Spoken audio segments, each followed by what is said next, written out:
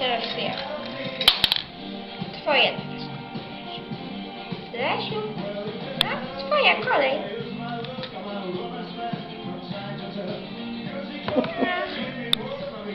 Lesiu.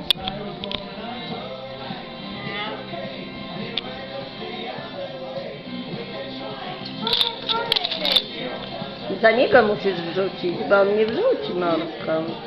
No nie, ale... Najwyżej zabierze ci klocka. W dziurkach poruszaj palcem, to on tam będzie się interesował, co tam się dzieje. O, proszę. Co tam się dzieje, Lesiu?